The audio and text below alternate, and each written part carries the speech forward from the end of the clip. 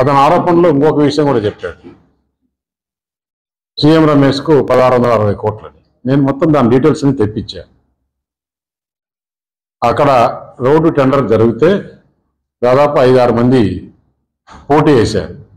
పోటీ వేసిన దాంట్లలో Ritwik projects, mega engineering, L&T, Raghava, ఇంకా 1-2 కంపెనీలు ఉన్నాయి.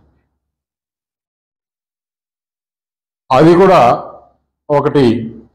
2 ప్యాకేజీలు అయితే, ఒకటి L&Tకి, ఒకటి రిత్విక్కి L1 అయింది. చాలామంది పోటీ వేశారు.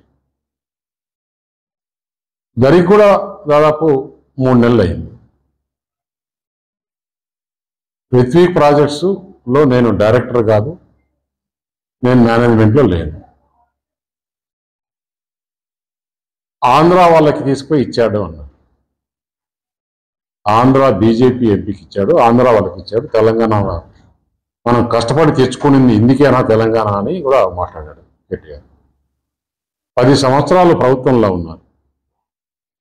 10 సంవత్సరాల ప్రభుత్వంలో మీరు దాదాపు 6-7 లక్షల రూపాయలు అన్ని డిపార్ట్మెంట్స్ కలిసి వర్కులు జరిగాయి.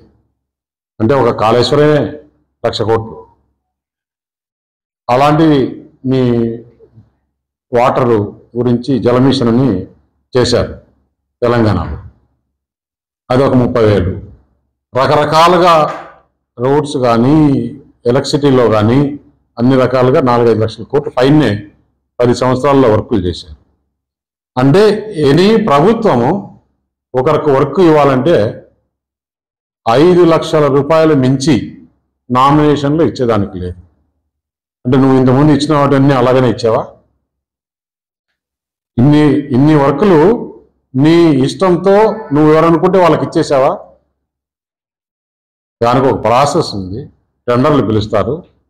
ఎవరు తక్కువ కోట్ చేస్తే వారికి ఇచ్చే ఆ మాత్రం జ్ఞానం కూడా లేకుండా, నాకు రేవంత్ రెడ్డి తెలంగాణ ముఖ్యమంత్రి స్నేహితుడని నాకు వర్క్ ఇచ్చినారని చెప్పేదానికి అయింది కదా.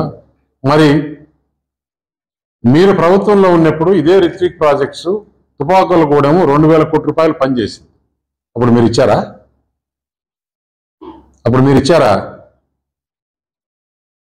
ఏం మాట్లాడుతున్నావు?